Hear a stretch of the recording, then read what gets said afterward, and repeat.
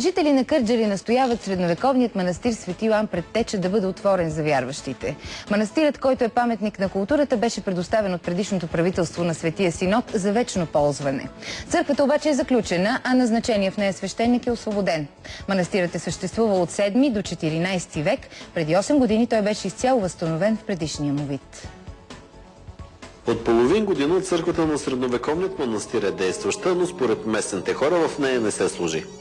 Дори по време на празници тя също е била заключена на Кръстов ден, на Димитров ден. За манастирският комплекс отговаря енорийският свещеник отец Петър. Според него проблемът е, че манастирът няма утвърден устав, настоятелство и бюджет.